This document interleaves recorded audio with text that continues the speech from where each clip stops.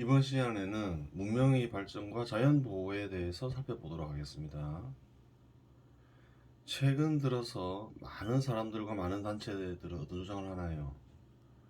문명의 발전 중에 개발은 자연을 파괴한다. 그리고 그 자연의 파괴는 인간에게 재앙으로 돌아올 것이다 라고 주장하는 사람들이나 단체가 많죠. 그리고 문명의 발전과 개발을 반대한다는 뜻으로 어떤 행동을 하나요? 농촌에 들어가서 농사를 지으면서 자급자족을 하려고 하죠. 그래요. 문명의 발전은 과연 자연을 파괴하는가 자연을 보호하는가 좀 살펴볼 필요가 있어요. 그래요.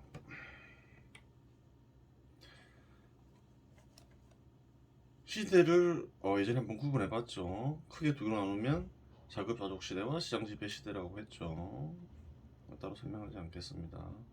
자급자족 시대는 또 두 시대로 나눌 수 있죠. 수렵 채집 시대와 고대 농경 국가 시대. 수렵 채집 시대는 어떤 시대인가요?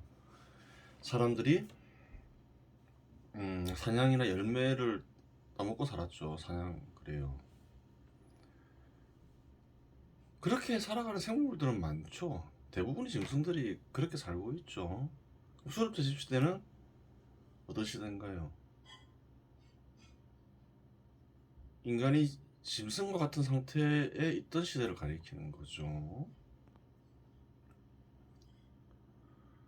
그래요. 그 수렵 채집 시대에서 고대 농경국가 시대로 넘어가죠. 고대 농경국가 시대에서는 사람들이 어떻게 사나요? 농사를 짓고 살죠. 농사를 지으려면 뭐가 필요한가요? 농지가 필요한 거죠. 많은 사람들이 농사를 짓고 살려면 광대한 농지가 필요하죠. 그래요. 농지는 그냥 생기나요? 아니라는 거예요. 농지가 없을 때는 뭐 어땠을까요? 숲이 우거졌겠죠.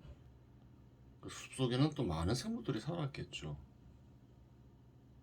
사람들은 그 생물들을 수렵과 채집을 통해서 그래요. 짐승들을 먹이로 삼고 열매를 먹이로 식량으로 삼았겠죠.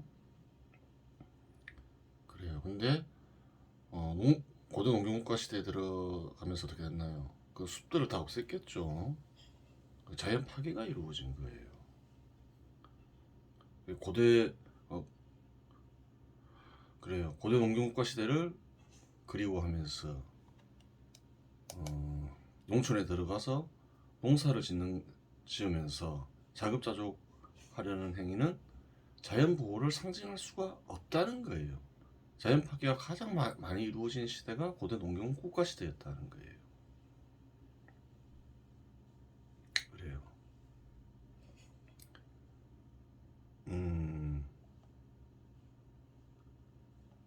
그러한 흔적은 한국에서 살펴볼 수 있어요. 한국은 산업화된 지 얼마 안 됐죠. 고대 농경 국가 시대의 흔적이 많이 남아 있겠죠. 남아 있었겠죠. 과거에는. 한번 볼게요.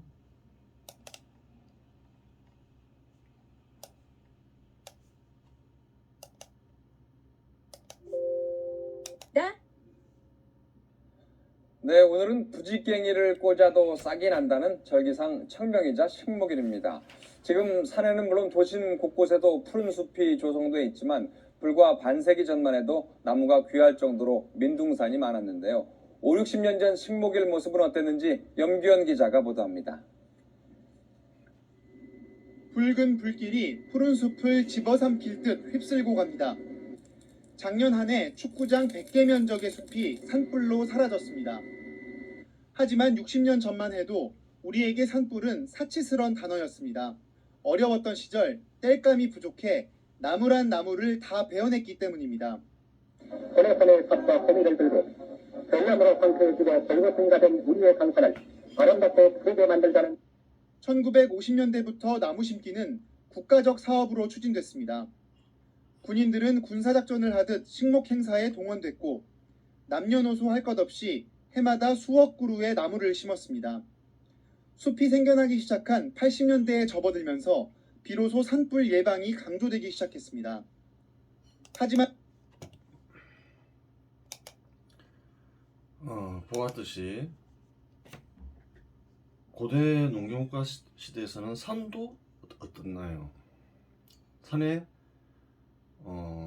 나무들이 거의 없었죠. 왜 그런가요? 농지만 필요한 게 아니죠. 연료가 필요하죠. 연료로 땔감이 사용됐다 그러죠. 당연하죠. 그래요.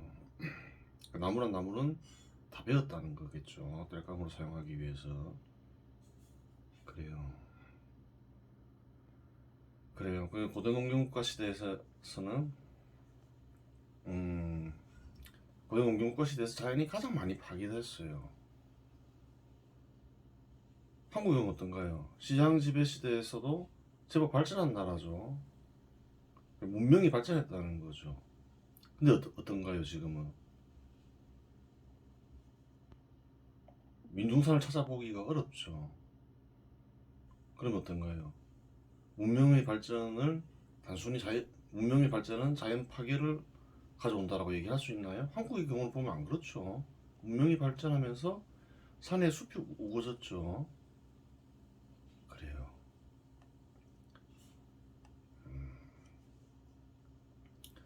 그 문명의 발전을 고대 농경국가 시대를 생각해서 문명이 발전하면 반드시 자연을 파괴한다 이렇게 보면 안 된다는 거예요.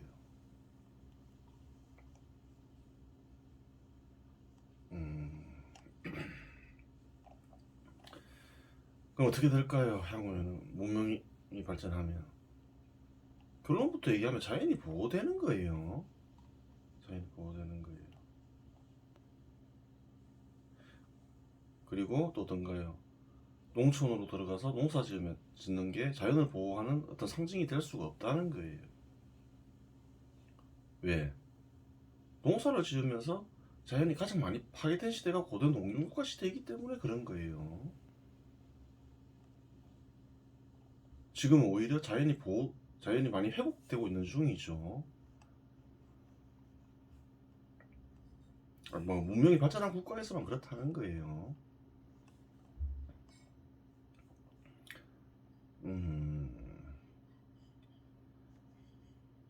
그래요. 근데 아까 그 60년대 산을 봤지만 문명이 발전하지 않았으면 어떻게 될까요?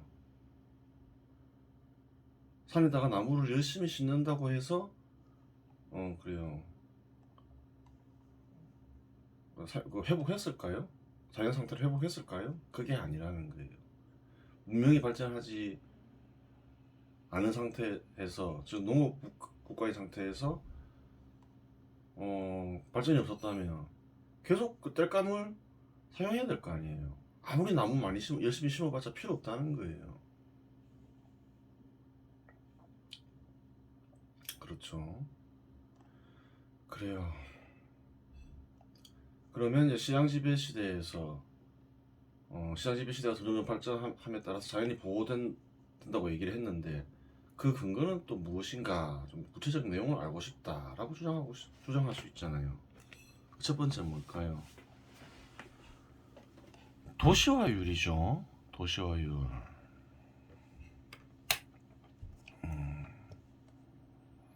그래요. 일본, 영국, 미국, 한국, 독일 이런 나라들은 좀 시장이 발전한 나라들이죠. 도시화율이 어떤가요? 일본은 91%, 영국이 83%, 미국이 82%, 한국이 81% 이렇죠. 독일도 77%. 인구의 한 80% 내외 그 이상이 그래요. 도시에서 산다는 말이죠. 이 말은 무슨 말인가요? 문명이 발전하면 발전할수록 시장 지배 시대에서 문명이 발전하면 발전할수록 사람들이 흩어져서 사는 게 아니라 모인다는 거죠. 이것은 자연 보호에 긍정적인 영향을 주나요? 부정적인 영향을 주나요? 긍정적인 영향을 주죠. 그래요.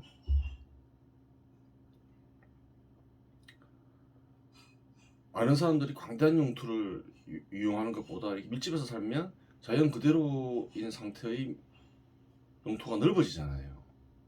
그 자연 보호에 좋다는 거예요, 그것은. 대한민국 같은 경우 어떤가요? 한 80%니까 인구가 5천만 명 되죠. 4천만 명이 도시에서 살고 있죠. 그 문명의 발전, 문명 유지와 발전을 거부하고 그래요. 발전은 자연을 파괴한다면서, 자연을 보호해야 된다면서 다시 옛날로 돌아가자. 그럼 어떻게 될까요? 다시 농업국가로 돌아가자. 그럼 어떻게 될까요? 4천만 명에게 농지가 필요하게 되는 거죠. 전 영토가 농지로 바뀌겠죠. 자연이 다 파괴돼 버리는 거죠. 그래요.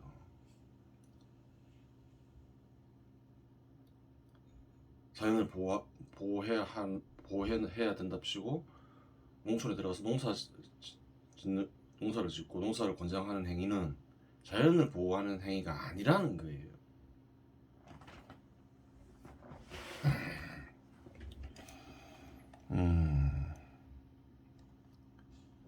문명의 발전은 무엇으로 측정할 수 있을까요? 생산성으로 측정할 수 있겠죠. 그래요. 일본, 영국, 미국, 독일 이런 나라는 보면 60년에도 도시화율이 상당히 높죠. 일본 63%, 영국 78%, 미국 70%, 독일 71%, 한국 어떤가요? 27%였죠. 2020년에 한국은 어떻게 되나요? 81%가 되죠. 그래요. 문명의 발전은 1인당 생산성으로 평가할 수 있죠. 1인당 생산성은 또 1인당 국내 총생산성으로 어느 정도 파악할 수가 있죠. 그래요.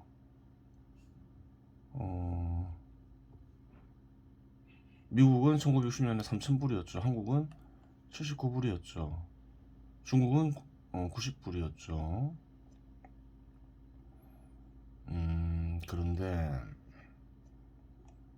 생산성은 연도별로 봐야지 이렇게 좀 어떤 시점을 정해서 봐야지 연도별로 보면 좀 문제가 생겨요. 왜 그러냐면 미국이 1960년에 3,000불이었죠. 2010년에는 63,000불이었죠. 그러면 금액으로 보면 어떤가요? 생산성이 한 21배 증가한 걸로 되죠. 근데 이게 왜 문제가 있나요? 생산성이 정말 21배 증가했을까요? 그게 아니라는 거예요. 왜냐하면 달러로 표시된 건데 3,000불에서 63,000불로 증가했는데 화폐 가치가 변하기 때문에 그런 거예요. 화폐 가치가 하락을 생각하면 생산성이 21배 증가했다라고 얘기할 수가 없다는 거예요. 여러 가지 생각하면 생산성은 한 2배 정도밖에, 2~3배 정도밖에 증가하지 않았을 수도 있어요. 증가하긴 증가했겠지만 그렇게 생각만큼 증가하지 않았을 수 있다는 거예요. 한국은 확실하게 증가했겠죠. 미국은 20배 증가한 걸로 나오지만 한국은 79불에서 31,000불 몇 배 증가했나요? 그래요. 한 300배 증가했죠. 그래요.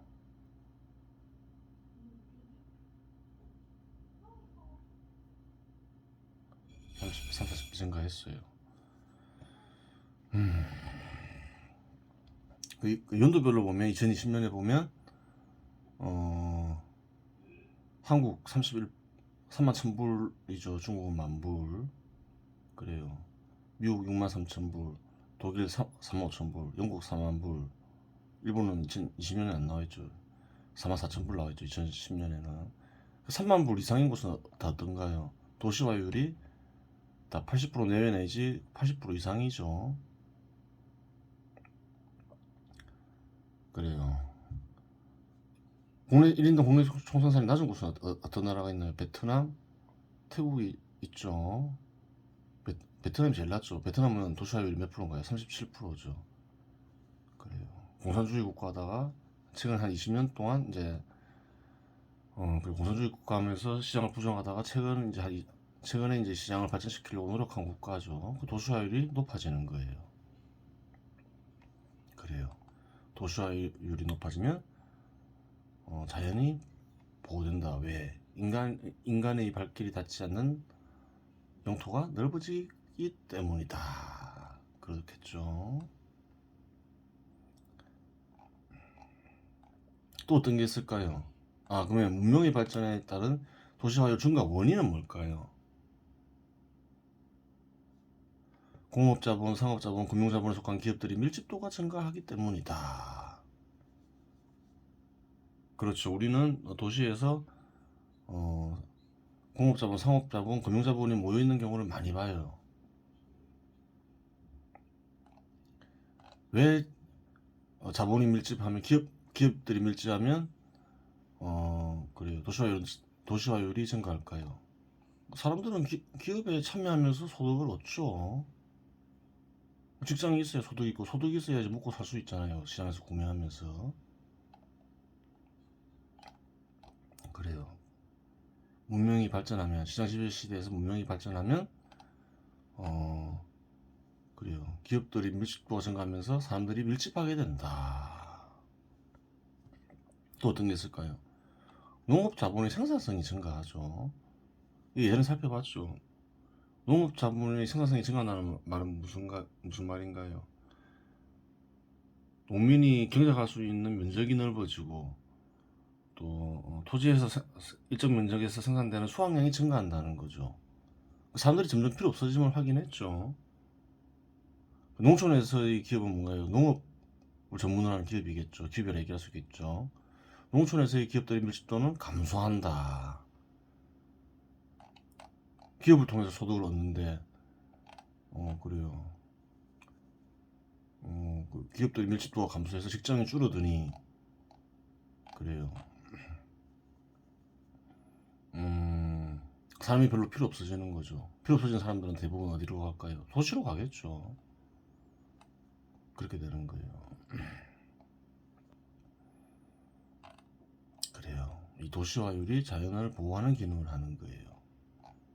두 번째는 어떤 게 있을까요? 기술 발전이죠. 기술 발전. 사람들이 연료로 땔감을 필요로 하면 어떻게 되나요? 나무를 다 베어버리겠죠. 아까 확인했죠. 그 기술 발전을 통해서 다른 연료를 사용하게 되면 어떻게 되나요? 나무 대신에 나무를 안 베겠죠. 나무는 인간에게 중요하잖아요. 이산화탄소를 흡수해서 산소를 배출하죠. 산소 없이 인간이 살 수가 없잖아요. 그래요. 근데 나무들을 땔감으로 이용하기 위해, 연료로 이용하기 위해서 베었는데 기술이 발전되면서 어떤가요? 뭐 석유 이런 걸 이용하게 되면서 나무를 벨 필요가 없게 된 거죠. 석유, 석탄 이런 걸 이용하면서. 그런데 뭐 석유, 석탄 이런 걸 화석연료라 하죠. 화석연료 역시 환경을 오염시킨다, 인간에게 해롭다, 그러한 주장이 있죠. 그거는 좀 따져봐야 되겠지만 그렇다 하더라도 어떤가요? 인간에게 덜 해롭죠. 나무를 다 베일 필요가 없어졌잖아요. 그래요. 분명히 기술이 발전해서 화석연료를 사용하게 된 것은 자연을 보호하는 역할을 했어요. 안 그랬으면 나무를 다 베어야 되니까. 이 화석연료라는 것도 말이 많죠. 왜 그런가요? 이산화탄소의 양이 많아지면 화석연료를 사용하면 이산화탄소를 배출하는데, 그러면 온실효과가 발생하여 그래요. 온도가 높아지고 그것은 인간에게 재앙으로 돌아올 것이다. 네, 그런 주장들이 많아요. 그런 주장이 있죠. 근데 한편은 또 어떤가요? 지구에서 지금 어떤 시기를 하나요? 좀 추운 시기에 해당한다. 좀 따뜻해져야 된다. 뭐 그런 주장을 하는 이들도 있죠. 그래서 이산화탄소가 좀 필요하다. 그런 얘기를 해요. 이산화탄소가 왜 해로운 물질이라고 계속 주장을 하느냐 그런 얘기도 하죠. 이산화탄소는 그 식물들이 먹이가 되잖아요. 그 산소를 만드는데 필요한 원료가 되잖아요. 그래요. 그래요. 식물들에게 필요한 거죠. 그래서 이산화탄소 배출을 너무 나쁘게 봐서는 안 된다. 뭐 그런 주장도 있어요. 뭐 이런 주장 저런 주장 있는 이유는 뭘까요? 확실하지가 않다는 거죠. 그래요. 확실하지가 않다는 거예요. 위에서 뭐 그런 것을 조사하고 뭐 알아볼 필요는 없지만 문제가 확실히 생기면 다 해롭다 하겠죠. 근데 지금은 그렇지가 않다는 거예요. 아직 뭐 과학적으로 정확하게 증명이 안 된다는 얘기겠죠. 해롭다 하더라도 어떨까요? 또 기술 발전을 통해서 극복을 하겠죠. 그래요. 화석 연료 사용이 인간에게 해롭다 가정하고 화석 연료를 사용하지 않는 연료를 또 사용할 수 있잖아요. 그 중에 하나가 원전이라고 하잖아요. 뭐 그런 거는 이제 그래요. 그 기술 발전은 인간에게 덜 해로운 물질을 사용하게 한다는 거예요. 그러면서 그 자연 파괴를 인간에게 해로운 자연 파괴를 막게 준다는 거예요. 그거는 과거를 통해서 살펴볼 수 있다는 거예요. 화석연료가 해롭다 하지만 화석연료를 기술이 발전하면서 화석연료를 사용하면서 나무를 벨 필요가 없게 됐잖아요. 그러면서 자연이 덜 훼손되고 있다는 거죠. 그렇게 되는 거예요. 그래서 이러한 이유로